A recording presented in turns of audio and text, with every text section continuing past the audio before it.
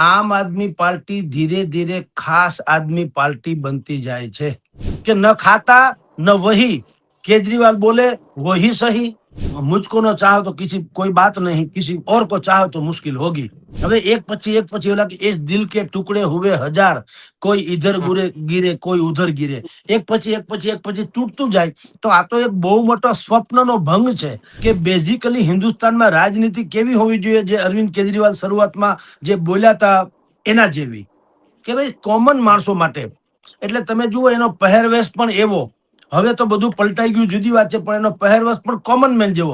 અગર કોઈ શુદ્ધમાં શુદ્ધ 100% કોઈ વસ્તુ મળતી હોય તો એ ઝેર છે, બાકી કાંઈ મળતું નથી, બાકી બધું ભેળસેળ છે। ત્યાં જે આપણે રાહ જોવી પડે કલાક 2 કલાક સુધી, ત્યાં ઉડાન કેફે હોવા જોઈએ। એને બદલે બુદ્ધિપૂર્વક ઓલા જેનરિક સ્ટોર જેવું કર્યું છે। તમે જુઓ જેનરિક સ્ટોર જ્યાં 80% ઓછા ભાવે દવા મળે છે, પણ એના સ્ટોર ક્યાં છે એ 80% ને ખબર નથી। બધા જ મુદ્દા મયુરભાઈ તમે જુઓ, મને ને તમને એટલે કે સામાન્ય નાગરિકને સ્પર્શે એવા મુદ્દા છે। એ આમ આદમીને તો ગમ્યા, આમ આદમી પાર્ટીને ન ગમ્યા। કાન ખજૂરાનો એક ટાંગો તૂટે તો લંગડો ન હાલે, પણ ટાંગા તૂટતા જાય તો કાન ખજૂરો પછી ઠહકી જાય, સમજી લ્યો। એમ આમ આદમી પાર્ટીમાં અત્યારે એવું થઈ રહ્યું છે, એ આપણી દ્રષ્ટિએ પરિપક્વતાની ખામી કહેવાય। જી નમસ્કાર, સ્વરાજમાં આપનું સ્વાગત છે। હું મયુર। આજે વાત કરવી છે આમ આદમી પાર્ટીના રાજ્યસભાના સાંસદ રાઘવ ચડ્ઢાની।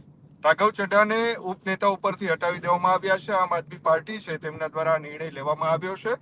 આમ આદમી પાર્ટીના ઉપનેતા ઉપરથી હટાવ્યા બાદ રાઘવ ચડ્ઢા છે તેમણે પોતાના સોશિયલ મીડિયા ઉપર એક વિડીયો પોસ્ટ કર્યો હતો, તેમાં તેમણે કહ્યું કે મારો અવાજ દબાવવાનો પ્રયાસ થયો છે, પરંતુ હું જ્યારે પણ હવે આવીશ ત્યારે સુનામી બનીને આવીશ। આ મુદ્દે ચર્ચા કરવી છે। આપણી સાથે વરિષ્ઠ પત્રકાર જગદીશ સર મહેતા જોડાયા છે। સર, સ્વાગત છે સ્વરાજમાં આપનું। જી નમસ્કાર નમસ્કાર।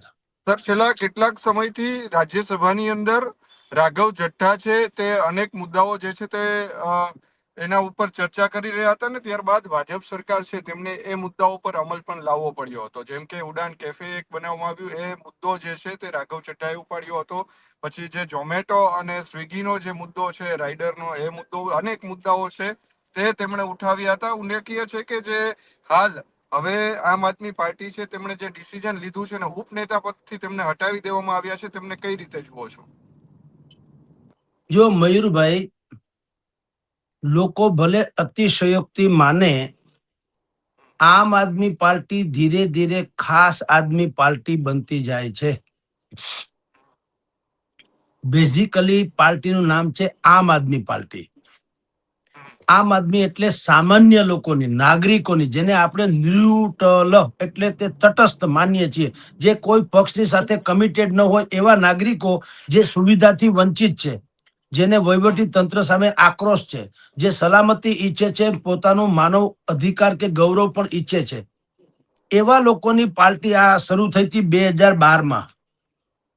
ત્યારે ઇન્ડિયા અગેન્સ્ટ કરપ્શન એટલે કે ભ્રષ્ટાચાર વિરોધી ભારત એવું કરીને આપણી સામે આ બધા પ્રસ્તુત થયા હતા, અરવિંદ કેજરીવાલ આણી મંડળી। એ સમયે તો કિરણ બેદીથી માંડીને કુમાર વિશ્વાસ સુધીના અનેક દિગ્ગજો હતા, જે આ પાર્ટીના વાહક હતા। અને હિન્દુસ્તાનની રાજનીતિમાં પહેલી વાર એવું બનેલું કે રાષ્ટ્રીય ધ્વજ સાથે કોઈ પક્ષના તિરંગા, કોઈ પક્ષના બેનર પોસ્ટર નહીં, મહાત્મા ગાંધીજીની તસવીર હોય બહુ મોટી બેનર ત્યાં મંચ ઉપર, અને મોટા ભાગના કાર્યકરોના, યુવાનોના કાર્યકરોના હાથમાં તિરંગા ધ્વજ હતા। એટલે તો એમાં કેટલાય લોકો ભ્રમિત થઈને, જે તે સમયે તો ખબર નથી ભવિષ્ય આવું થશે, પણ જે તે સમયે દિગ્દિગંત કહી શકાય એવા કિરણ બેદી જેવા, જે દેશના સર્વપ્રથમ આઈએએસ કે આઈપીએસ મહિલા જે કહી શકાય, આપણે એના વિશે કઈ બોલવાની જરૂર નથી, સ્વયં એક પહેચાન છે, એનાથી માંડીને અનેક દિગ્ગજો એમાં જોડાયા હતા। અને દેશનો એક મોટો વર્ગ એવા એક ખ્યાલમાં આવ્યો હતો કે બેઝિકલી હિન્દુસ્તાનમાં રાજનીતિ કેવી હોવી જોઈએ, જે અરવિંદ કેજરીવાલ શરૂઆતમાં જે બોલ્યા હતા એના જેવી, કે ભાઈ કોમન માણસો માટે। એટલે તમે જુઓ એનો પહેરવેશ પણ એવો।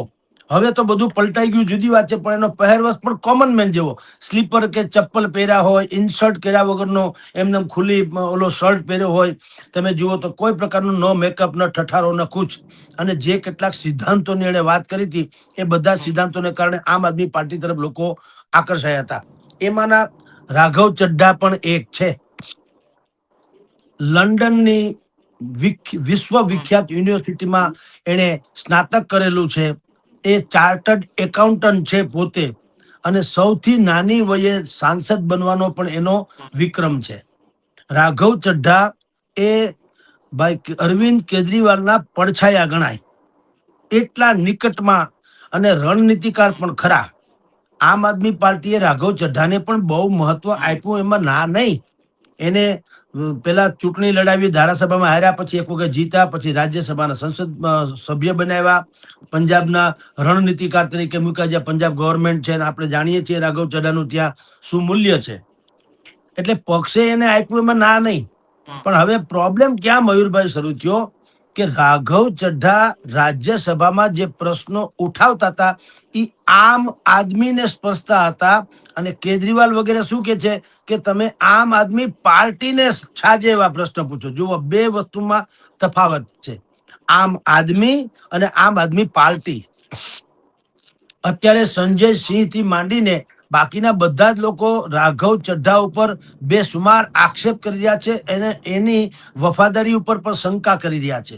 ત્યાં સુધી મામલો પહોંચી ગયો. રાઘવ ચઢ્ઢાએ રાજ્યસભામાં તમે જેમ વાત કરી તેમ એણે વાત કરી છે. પેલી વાત તો સામાન્ય લોકોને સ્પર્શે એવી, એરપોર્ટ પર મોંઘું ખાવાનું જે મળે છે એ શું છે? સામાન્ય રીતે ત્યાં જે ઉડાન કેફે હોવા જોઈએ, હોવા ક્યાં જોઈએ? આપણે બધા પ્લેનમાં જઈએ, પછી આપણી જાત તપાસ થઈ જાય, માલ બાલ આપણો બેગ બિસ્તરા અંદર વયા જાય, ને પછી આપણે ડિપાર્ચર એટલે કે જ્યાંથી પ્લેન ઉપડવાનું હોય ત્યાં જે આપણે રાહ જોવી પડે કલાક 2 કલાક સુધી, ત્યાં ઉડાન કેફે હોવા જોઈએ. એને બદલે બુદ્ધિપૂર્વક ઓલા જેનરિક સ્ટોર જેવું કર્યું છે. તમે જુઓ, જેનરિક સ્ટોર જ્યાં 80% ઓછા ભાવે દવા મળે છે, પણ એના સ્ટોર ક્યાં છે 80% ખબર નથી. એવા ખૂણે ખાતરે કે નહીં તો હું તો કહું ફરજિયાત હોવું જોઈએ. ડોક્ટરને કેવું જોઈએ કે સૌથી પહેલા તમારે જેનરિક દવા વિશે જ લખી આપવાનું, પછી તમારે બાકીની બધી દવા વિશે લખવી જોઈએ. એની જેમ જેનરિક સ્ટોરને છુપાવી દેવામાં આવ્યા છે અત્યારે પણ દેશભરમાં, એમ દેશમાં 150 થી 160 જેટલા એરપોર્ટ છે, ત્યાં ઉડાન કેફે સરકારે બનાવ્યા કે ભાઈ સસ્તા ભોજન મળે. કારણ કે અત્યારે તમે ને આપણે બધા જાણીએ છીએ, મલ્ટીપલ જે આપણે સિનેમા હોય છે, એમાં પણ તમે જુઓ, અહીંયા પાણીની બોટલ 20 રૂપિયા મળે, ત્યાં 50 રૂપિયા કે 100 રૂપિયા મળે. અહીંયા એક સમોસો 10-20 રૂપિયામાં મળે, ત્યાં તમને 50-100 રૂપિયા મળે. એ જે છે પ્રકાર, એવું અહીંયા લૂંટાલૂંટ કયો તો એમ એરપોર્ટ પર થતું હતું. એટલે માગણી કરી રાઘવ ચઢ્ઢાએ કે ભાઈ આ જે તમે અત્યારે સ્ટોર માંડ્યા છે, કેફે ઉડાન કેફે, એ તમે કર્યા છે, માંડ્યા ક્યાં ખબર છે? આપણે એરપોર્ટમાં ઘૂસીએ ત્યારે જ ઈ આવી જાય. એટલે ભાઈ જાતા વેત કોઈ ભૂખાડવા ન થઈ જાય. સૌથી પહેલા તો એનો પોતાની જાત તપાસ કરાવડાવે, માલ બિસ્તરો માલ સામાન મૂકી દે, અને પછી જ્યાં વેઇટિંગ લોન્જ જેવું જેને કહી શકાય કે પ્લેન આવે એની રાહ જોઈને આપણે જેમ બસની રાહ જોઈને બાકડે બેહીએ એમ, ત્યાં ભલે ફેસિલિટી સારી, પણ વાત ઈ નો ઈ તો ત્યાં બેઠા હોય પછી એને સસ્તા મળી રહે એવું હાલે. એને બદલે આ લોકો બુદ્ધિપૂર્વક, જે લોકોની આખી કાર્ટી જ હોય છે ને શોષણખોરોની, તે સારા સારા સ્ટોલ છે બધા ત્યાં હોય જ્યાં લોકો બેઠા હોય 2-2 કલાક સુધી. એટલે તમારે મારે મોંઘું લીધે છૂટકો. અને એરપોર્ટની જ્યાં એન્ટ્રી થાય ત્યાં આવા ઉડાન કેફે હોય. એટલે રાઘવ ચઢ્ઢાએ એમ કીધું કે ભાઈ ઈ તમે ન્યા નહીં, આવી જગ્યાએ રાખો જ્યાં લોકો બેઠા હોય. એટલે એ પણ પ્રજાને લગતો પ્રશ્ન થયો. પછી ઝોમેટો, સ્વિગી સહિતના જે ડિલિવરી મેન છે, આપણે બધા માનીએ છીએ કે એમાં લખ્યું હોય કે 10 મિનિટમાં તમારે ત્યાં જે તે રેસ્ટોરન્ટનું ખાણું તમારા ઘરે હું પહોંચાડી દઈશ. હવે માર પછાડ આવે, વરસાદ હોય, ટાઢ હોય, તડકો હોય, ગમે હોય, એને 10 મિનિટમાં પહોંચાડવું જ રહ્યું. અને હાહો દમ થઈ જાય, અકસ્માતનો ભય હોય તો જીવ આમ જુઓ તો મુઠ્ઠીમાં લઈને આવે, તમારા ઘરે 10 મિનિટમાં પહોંચાડે. આપણે એને કહીએ બહુ થેન્ક યુ. આપણે જો સારા માણસો હોય એમ કહીએ ભાઈ તમારે કંઈ ખાવું પીવું છે, ચા પાણી પીવા છે, કે તમને 5 રૂપિયા ટિપ્સ આપીએ, તો એ કહે છે કે ના, એ શું કે છે, અમને રેટિંગ્સ આપો, અમને તમે અમારી સેવા બહુ સારી છે એનું તમે અમને માર્ક કરી આપો, જેથી કરીને અમારો ન્યા ઓલી વધે, આબરૂ વધે, અને અમારો સ્કોર એ વધે, અને એના આધારે અમારો ગ્રોથ થાય. તો એક સ્કોર વધારવા માટે તેમ બિચારા કે તમને રેટિંગ આપો 3 સ્ટાર, 4 સ્ટાર, 5 સ્ટાર વગેરે. તો જીવ સટોસટ જે લોકો લડે છે, તો એના માટે પણ રાઘવ ચઢ્ઢાએ કીધું કે ભાઈ એ લોકો પણ કમસે કમ ભારતના જ નાગરિક છે, અને શ્રમિકોની વ્યાખ્યામાં આવે, એને પણ તમારે વ્યવસ્થા કરવી જોઈએ. ત્રીજું એને કીધું કે પિતૃત્વની રજા, જો આ છે ને પેટર્નિટી લીવ, બહુ સારી વાત છે. માતાને તો ડિલિવરી સમયે રજા આપવાની બધી જગ્યાએ વાતો ચાલે છે, રાઘવ ચઢ્ઢાએ પહેલી વાર એવી વાત સરસ કરી કે જેટલી બાળકનું સંભાળમાં માતાનું જેટલું સ્થાન છે એટલું જ પિતાનું પણ છે. પિતાની જરૂરિયાત પણ હોય, કારણ કે સ્ત્રી જેને ડિલિવરી આવી છે એ તો પથારીવશ હોવાની અને વધી વધીને એના બાળકની કેર કરે, પણ એ સમયે જો એનો પતિ અહીંયા ઘરે હાજર હોય તો મેડિસિન થી માંડીને બીજી કોઈ જરૂરિયાત પડાય તો એ પતિ પણ એને ખપ લાગી શકે. એટલે મેટર્નિટી લીવ જે શબ્દ આપણે વાપરીએ, માતૃત્વ માટે થઈને રજા, એવું આણે કીધું કે પેટર્નિટી લીવ, એટલે પિતાને પણ રજા મળવી જોઈએ. એ પણ સારી વાત છે, એમાં તો કોઈ ખોટું છે નહીં. એને ખોરાકમાં ભેળસેળ સામે અવાજ ઉઠાવ્યો, જે સામાન્ય પ્રજાને સ્પર્શે છે. તમે જુઓ અત્યારે જે મિલાવટની દુનિયા છે, તમે એનું ગૂગલમાં સર્ચ કરો તો તમને બજારમાંથી એક વસ્તુ ખરીદવાનું મન ન થાય. તો હું ને તમે દૂધ પીએ છીએ, જેને પૂર્ણ આહાર કહેવાય છે, એ દૂધથી માંડીને બાકી બધું તમે જો નકરી મિલાવટ છે આ દેશમાં. મારી દ્રષ્ટિએ તમને કહું તો અગર કોઈ શુદ્ધમાં શુદ્ધ 100% કોઈ વસ્તુ મળતી હોય તો એ ઝેર છે, બાકી કઈ મળતું નથી, બાકી બધું ભેળસેળ છે. તો આટલી એની પણ રાઘવ ચઢ્ઢાએ વાત કરી, અને ટેક્સ બજેટની પણ વાત કરી કે ભાઈ તમે જે મોંઘવારી વધે એ પ્રમાણે ટેક્સમાં ઇધર ઉધર થવો જોઈએ, કારણ કે મોંઘવારી વધે એમ આવક વધતી નથી માણસોની. તો નાગરિકોની આવક અને પછી ટેક્સ, એમાં તમારે માળખું સમાંતર. હવે આ બધા જ મુદ્દા મયુરભાઈ તમે જુઓ, મને ને તમને એટલે કે સામાન્ય નાગરિકને સ્પર્શે એવા મુદ્દા છે. એ આમ આદમીને તો ગમ્યા, આમ આદમી પાર્ટીને ન ગમ્યા. શું કામ? આમ આદમી પાર્ટીમાં અરવિંદ કેજરીવાલની સામે જે હિટલર શાહી કે એક હથ્થુ શાસક હોવાનો જે આક્ષેપ થઈ રહ્યો છે ને, એ દિન પ્રતિદિન જાડો બનતો જાય કે કઈક હશે એમ લાગે તો છે. કારણ કે જેટલા બધા નીકળી જાય છે બધાનો એક જ આક્ષેપ હોય છે કે ન ખાતા ન વહી, કેજરીવાલ બોલે વહી સહી, એવું તો કહેવાય છે ને. ઈ પ્રોબ્લેમ છે. નેતૃત્વ એવું નથી હોતું કે તમે બીજા વિચક્ષણ લોકોને સહન ન કરી શકો, એવું ન હોય. રાઘવ ચઢ્ઢાને આમ આદમી પાર્ટીએ ભલે ઘણું આપ્યું હોય, પણ એને ભારતની જનતા માટે ઉઠાવેલા પ્રશ્નો જે છે એની સરાહના કરી, અને એને તમે બોલાવીને કંઈક વાતચીત તો કરવી જોઈએ. અત્યારે શું કર્યું? રાજ્યસભામાં ઉપનેતા તરીકેનું પાર્ટીનું જે પદ હતું એમાં એને લખીને દઈ દીધું, આને હવે એ પાર્ટીનું અને એની જગ્યાએ પંજાબના મિત્તલભાઈ જે છે એને રાખી દીધા, રાઈટ. અને પાછું એને રજૂઆત એ કરી કે આ રાઘવભાઈ ચઢ્ઢાને આમ આદમી પાર્ટીના કોટાનો જે સમય મળે પક્ષ તરીકે સમય, એ સમય એવા ભાઈને ફાળવતા નહીં. ટૂંકમાં એને મૌન ખામોશ કરી દો. પછી રાઘવ ચઢ્ઢાએ કીધું કે ભાઈ હું ખામોશ મને કરવામાં આવ્યો છે, હું હાયરો નથી, અને એને હવે હું સહેલાબ થઈને ત્રાટકીશ, એવું પણ એને વિડીયો જાહેર કર્યું. આપણે બધા જાણીએ છીએ આ બધું કોઠી ધોઈને કાદવ કાઢવા જેવી વાતો છે. ગઈકાલ સુધી એકબીજા વેવાય વેલા જેવા હોય અને આજે બાપે મારા વેર જેવા થઈ જાય. જનતા કન્ફ્યુઝ થાય કે તમે બધા ખરેખર હારા છો કે ખાલી તમારો ચહેરો જ રૂપાળો છે, અથવા તો તમારા એજન્ડા જ સારા છે. કારણ કે આટલી ખટાશ થાય તો ગરિમાપૂર્વક કેમ છૂટા નથી પડતા? માની લો કે તમને કોઈ પ્રકારે મતભેદ થયો તો ગરિમાપૂર્વક કેમ નહીં? રાજુ કરપડાના કેસમાં રાજકોટમાં, અહીંયા આપણે સૌરાષ્ટ્રમાં જાણીએ છીએ, કરશનભાઈ ભાદરકાના કેસમાં આપણે અહીંયા જાણીએ છીએ, ગુજરાતમાં મહેશભાઈ સવાણી એના કેસમાં જાણીએ છીએ, કૈલાસભાઈ ગઢવી એના કેસમાં જાણીએ છીએ, વિજય સુવાળા એના કેસમાં જાણીએ છીએ. તો સવાલ એ છે કે તમારે ત્યાંથી બધા નીકળી ગાળાગાળી કરીને ક્યાં નીકળે? એકબીજા સામે પ્રત્યક્ષ આક્ષેપ પ્રત્યાક્ષેપ કા થાય છે?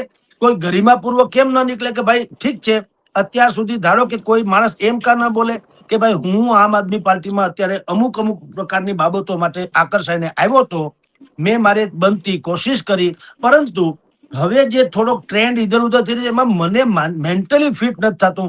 કારણ કે હું ઓર્થોડોક્સ છું, એટલે કે હું આદર્શ છું. મને એમ લાગે છે કે એક ને એક બે જ થવા જોઈએ. બહુ બાહુબલી હોય તો એક ને એક 11, એવું નહીં. એક ને એક બે, ગુજરાતીમાં હોવા, સોમવાર પછી મંગળવાર, મંગળ પછી બુધવાર, એમ જ હોવું જોઈએ. તમે એમ કહો કે ના અત્યારે રજા જેવો માહોલ છે તો સોમવાર ને રવિવાર ગણો ને, એવું બધું કઈ સમજોતા મારે કરવા નથી. એમ કહીને કોઈ ગરિમાપૂર્વક કે ભાઈ અમને થોડા વિચાર ભેદ છે એટલે હાલ તુરંત હું એમાંથી બાકાત થઈ જાઉં છું. વળી પાછી પાર્ટી લાઈને ચડે તો ઠીક છે, અથવા તો મારા વિચાર કંઈક બદલાય તો ઠીક છે, પણ અમે જનતા સમક્ષ જે વાયદા વચન આપીને આવ્યા હતા એ પ્રમાણે પાર્ટી નથી ચાલતી, એટલે અમે સવિનય નીકળી જાય છે. એવું એક કુમાર વિશ્વાસને બાત કરતા કોઈનામાં જોવા નથી મળ્યું. બધા એકબીજાએ ગાળી ગલોચ કર્યા, પાર્ટીએ કર્યા ને આણે કર્યા.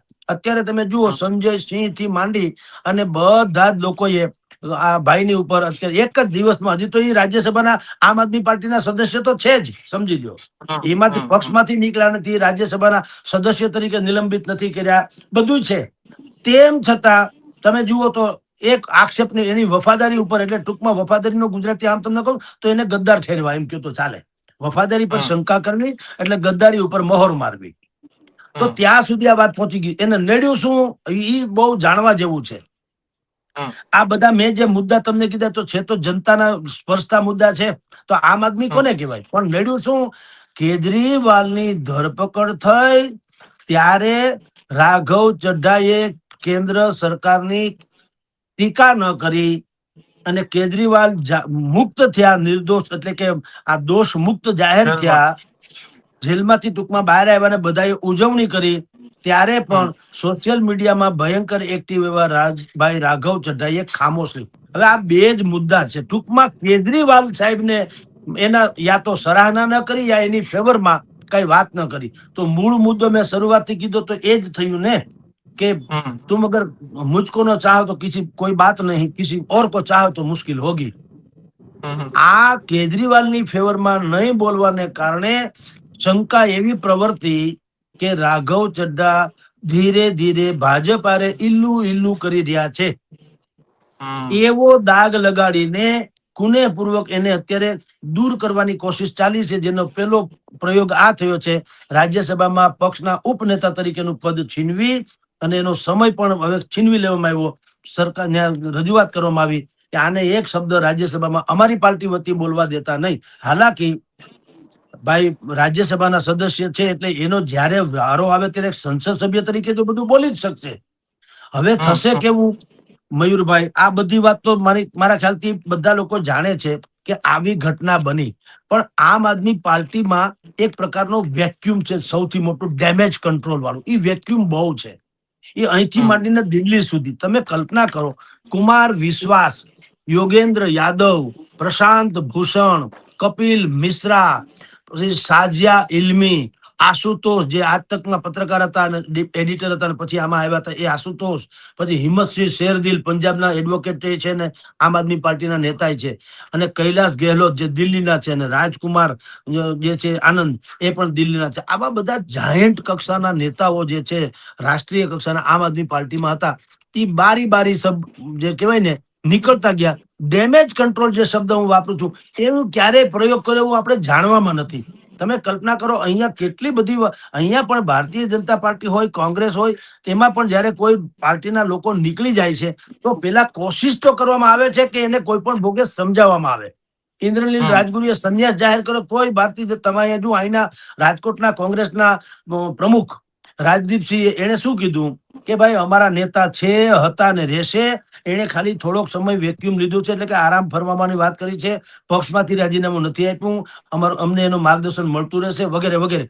આને બુદ્ધિપૂર્વકની વાત કહેવાય. પછી સાવ નીકળી જ જાય, માની લ્યો કોઈ હિસાબે રહે જ નહીં પક્ષમાં, તો પણ એમાં તમે એને ઘસાતું બોલો તો એ ક્યારેય તમારો નહીં થાય. તમે એને એમ નહીં કહી શકો કે બહુ સારો માણસ, કોઈ પણ રાઘવ ચઢ્ઢા જેવાની વાત કરું છું, એ છે કે કુમાર વિશ્વાસ જેવા છે, કે એવા લોકો જયારે જાય કે રાજુ કરપડા જેવા, તમે એમ કહીને કેમ વિદાય ન કરી શકો કે ભાઈ ઠીક છે, જે લોકોને અત્યારે મિસ સમાજ એને સમજણ ફેર થયો છે માની લ્યો, અથવા તો મિસગાઈડ થયા છે, ગેરસમજ થઈ છે, અમે અત્યારે એના નિર્ણયને બિલકુલ શિરોમાન્ય ગણીએ છીએ. ભલે એને પક્ષ છોડી દીધો પણ અમારો સાથ વ્યક્તિગત જે છે એ જળવાઈ રહેશે.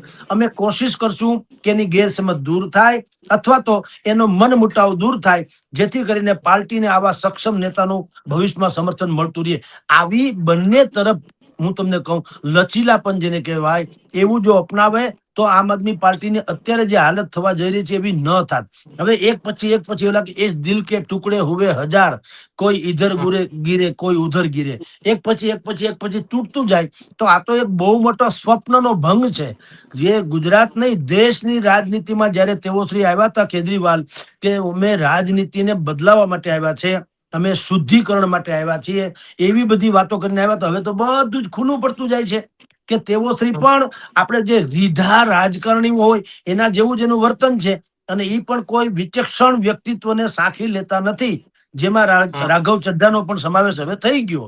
કે એક વ્યક્તિ આટલો એજ્યુકેટ છે, આટલો સોફેસ્ટિકેટેડ છે, આટલો મૃદુભાષી છે અને આટલા શાલીન ભાષામાં સરકારને ઘેરી શકે છે, જનતાના પ્રશ્નો ઉઠાવી શકે છે, એવા લોકો કેજરીવાલની ખાલી સરાહના ન કરી કે કેજરીવાલની ધરપકડની ટીકા ન કરી, એ મામલો જે છે એ તમને ખ્યાલ આવી જ જવો જોઈએ પાર્ટીને કે સમથિંગ ગોઈંગ ઇઝ રોંગ, કાંઈક ખોટું થઈ રહ્યું છે. તો તમે શા માટે એને પૂછતા નથી કે તમને પેટમાં ક્યાં દુખે છે? એ ગરમેળે પતાવવું જોઈએ.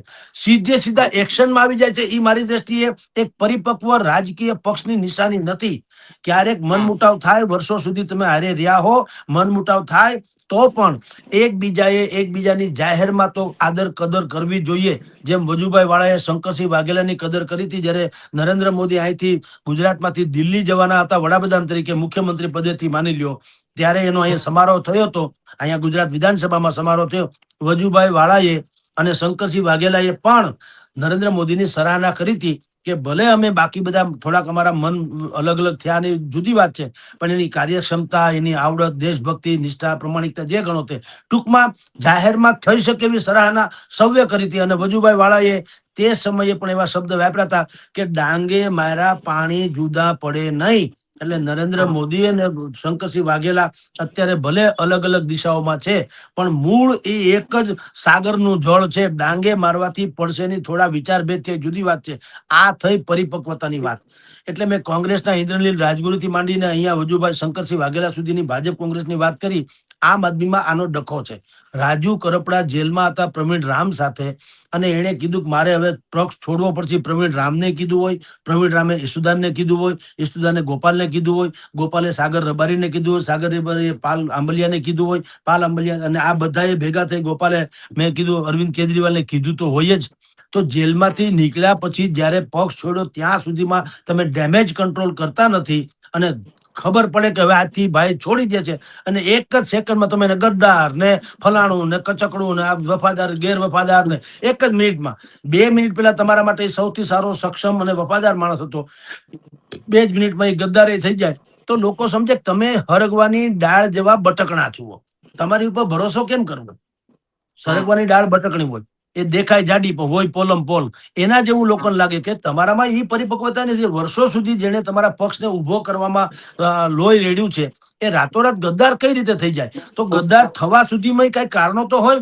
ભાઈ રાઘવ ચડ્ડાને એવું તે શું થયું છે કે જે પાર્ટીની લાઈનમાં, પાર્ટીની ભાષામાં કહું તો આમ આદમી પાર્ટી ઈચ્છે એવા પ્રશ્નને બદલે આમ આદમી ઈચ્છે એવા પ્રશ્નો ચર્ચી રહ્યા છે. તો તે દિવસે તમને દૂરંદેશીથી ખબર પડી જ જવી જોઈએ કે ભાઈ આમાં કંઈક સમથિંગ ગોઈંગ ઇઝ રોંગ. તો એને તમારે બોલાવીને વાતચીત કરવી જોઈએ કે જે કઈ મનમુટાવ દૂર કરવો જોઈએ. એને બદલે એ બંને એકબીજા ઓલા સિલસિલા ફિલ્મના પોસ્ટરની જેમ એકબીજાને હામું નહીં જોવાનું, અલટ પલટ આમ ઉભા રહ્યો અને પછી અંતે તમે આવો ધડાકો કરો, એ મારી દ્રષ્ટિએ મયુરભાઈ વાજીબ નથી.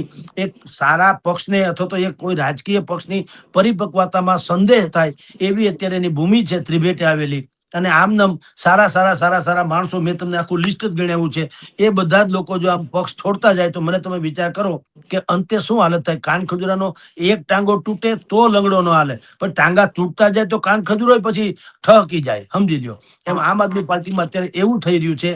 એ આપણી દ્રષ્ટિએ પરિપક્વતાની ખામી કહેવાય. જી સર, શું લાગે છે રાઘવ ચડ્ડા છે તેમનું રાજકીય ભવિષ્ય શું રહેશે? અને જે પ્રમાણે જે આમ આદમી પાર્ટીના જે વરિષ્ઠ નેતાઓ છે તેઓ તો કહી રહ્યા છે કે ભાજપમાં પણ જોડાઈ શકે છે. હવે જયારે ઈ જ કે છે તો આપણે શું માનીએ? એની પાસે તો વધારે વિગતો એમ માની લઈએ. એને જ એવું લાગે. આમાં એવું છે મયુરભાઈ, મોટા ભાગે તમામ નદી સાગરને મળે. અત્યારે તમે તમામ રસ્તા, રાજકીય રસ્તા તમે જુઓ દેશભરમાં, 1-2 જગ્યાએ પ્રાદેશિક પક્ષો થોડુંક માથું ઊંચકી રહ્યા છે, જેમ કે પશ્ચિમ બંગાળ. હવે એવા 1-2 જગ્યાએ થોડુંક માથું ઊંચકી એને બાદ કરતા વિપક્ષહીન ભારત, એમાં ભારતીય જનતા પાર્ટીએ ફતેહ મેળવી એમ કહો તો હાલે. વિપક્ષહીન ભારત. અને બધા જેટલા લોકો છૂટા પડી રહ્યા છે જે તે પક્ષમાંથી, એમાંના મોટા ભાગના ભારતીય જનતા પાર્ટીમાં જ આવી રહ્યા છે. તો આ કેસમાં પણ જે આમ આદમી પાર્ટીના દિગ્ગજ સંજય સિંહથી માંડીને બધા જ લોકોએ જે વાત કરી કે અમને એમ લાગે છે, એમાં સંદેહ વ્યક્ત કર્યો હતો, અમને એમ લાગે છે કે રાઘવ ચડ્ડાજી ક્રમશઃ ધીરે ધીરે એમ કે આમાં ભારતીય જનતા પાર્ટી તરફ ઝૂકી રહ્યા છે. હવે આમ તમને કહું તો મયુરભાઈ, જ્યારથી એણે ફિલ્મ અભિનેત્રી પરિણીતિ ચોપરા સાથે મેરેજ કર્યા, એની લવ સ્ટોરી શરૂ થઈ પછી મેરેજ કર્યા, ત્યારથી જ તમારી જાણ ખાતર તમે હવે બહુ જૂના વિડીયો, હવે મને યાદ નથી કઈ ચેનલમાં કીધા, તમે જોઈ શકશો. ત્યારે કારણ કે એ જે અભિનેત્રી છે પરિણીતિ ચોપરા, એ જે છે ને એનું ફેમિલી બેકગ્રાઉન્ડ છે ને એ સૈન્યનું છે, સૈનિકનું. એના ફાધર કે દાદા સમથિંગ એ લોકો સૈન્યમાં હતા. દેશભક્તિ વિશે એના ઉપર કોઈ શંકા નહોતી. અને આપની જાણ ખાતર જયારે આપણે સર્જિકલ સ્ટ્રાઇક કરી, આમ આદમી પાર્ટીએ અને કોંગ્રેસે એના પુરાવા માંગ્યા કે આપણા દેશે સર્જિકલ સ્ટ્રાઇક, એના પુરાવા શું એમ. એ સમયે પણ તમારી જાણ ખાતર રાઘવ ચઢ્ઢાએ આવી વાત નહોતી કરી ક્યાંય. આ રાઘવ ચઢ્ઢા છે ને એ આમ આદમી પાર્ટીના શશી થરૂર છે. શશી થરૂર પણ આઈક્યુ એની અદ્ભુત છે, નો ડાઉટ. એમ તો આઈક્યુમાં સુબ્રમણ્યમ સ્વામી સૌથી ચગે, પણ હવે એમાં ભગવાનની દયા છે, બધા ભડકે છે એનાથી, કારણ કે એને બ્રેક નથી. શશી થરૂર જે છે એ બહુ વિનય વિવેકપૂર્વક, કારણ કે ઇન્ટેલેક્ચ્યુઅલ વ્યક્તિત્વ છે. શશી થરૂર જે છે એણે પણ પક્ષની આગળ જઈને, એટલે કે જેને શિસ્તભંગ કયો તો એમ, અથવા તો પક્ષની લાઈન બહાર કયો તો એમ, અમુક બાબતોમાં ભારત સરકારની ટીકા કરવાનું ટાળ્યું. કારણ કે વિરોધ પક્ષનો અર્થ શત્રુ પક્ષ નથી થતો. આપણે ત્યાં પ્રોબ્લેમ શું છે, વિરોધ પક્ષો પોતાની જાતને શત્રુ પક્ષ માને છે. ભલામણ તમે હરીફ છુઓ, પ્રતિસ્પર્ધી છુઓ, શત્રુ નથી. તમે બધા છો તો ભારતના ને. આજે ભાજપનો વારો છે, કાલ તમારો આવે, સારું કામ કરો તો. પણ પ્રોબ્લેમ ઇઝ ધેટ કે તમે શત્રુ માની લ્યો છો, અને શત્રુ માનવાને કારણે તમને દરેક માણસનો ખરાબ જ દેખાય, કોઈનું કઈ સારું તમે જોઈ જ ન શકતા હો. તમે સમજો, એક ભાઈ ડોક્ટર પાસે ગયા અને એને કીધું મને આખા શરીરમાં દુખે છે. જ્યાં કે આખા શરીરમાં, અરે કે તમે ગમે ત્યાં આડો, મને દુખે છે ભયંકર. તો કઈ રીતે મને કયો છે? કે જો અહીંયા આડું મને અહીંયા દુખે, અહીંયા આડું અહીંયા દુખે, અહીંયા આડું અહીંયા દુખે, આમ આમ આમ આમ, હું જ્યાં પણ આડું મને ભયંકર પેઇન થાય છે. ડોક્ટરે કીધું અહીંયા આવજી ભાઈ, પાસે બોલાવ્યો. એને કીધું આખું શરીર સારું છે, તારી આંગળીમાં ડખો છે, આ તું અડાડે આમાં ડખો છે, આ શરીરમાં નહીં. એમ શત્રુ પક્ષ તરીકે માની લે છે ભારતીય જનતા પાર્ટીને, કે શાસક પક્ષને. અહીંયા ભાજપ છે, બીજી જગ્યાએ કર્ણાટકમાં દાખલા તરીકે કોંગ્રેસની સરકાર છે, તો ભાજપ વાળા એને શત્રુ માનીએ, એ પણ ખોટું ને. આપણે લોકતંત્રમાં શત્રુ પક્ષ ન હોય, હરીફ અને પ્રતિસ્પર્ધી હોય. આજે તમે જીતી ગયા, કાલ અમે જીતી જઈએ એમ. ક્રિકેટમાં જીત્યા હાર્યા પછી રામ રામ મળે છે ને બધા એકબીજા, જેને કહેવાય છે એમ કરે છે ને બધા, સેકન્ડ કરે છે ને, કે આમ બધા ટૂંકમાં જે કહેવાતું હોય તે. તો એવી રીતે રાજનીતિમાં પણ થોડી પરિપક્વતા હોવી જોઈએ. અમુક જયારે દેશ લેવલના પ્રશ્નો હોય ત્યારે વિપક્ષોએ પણ સરકારને સમર્થનમાં અથવા તો જનતાની ફેવરમાં વાત કરવી જોઈએ. મેં મયુરભાઈ તમને વાત કરી હતી કે અત્યારે પેટ્રોલ ડીઝલની અછત હોવાની સંભાવના છે. હાલાકી સરકારે અત્યાર સુધી તો કમસે કમ થોડુંક મેનેજ કરી રાખ્યું છે, એને ધન્ય હો. પણ સરકારની સામે નોર ભરાવાને બદલે વિપક્ષોએ અત્યારે શું કરવું જોઈએ, તો જનતાની નજરમાં એનું માન વધી જાય.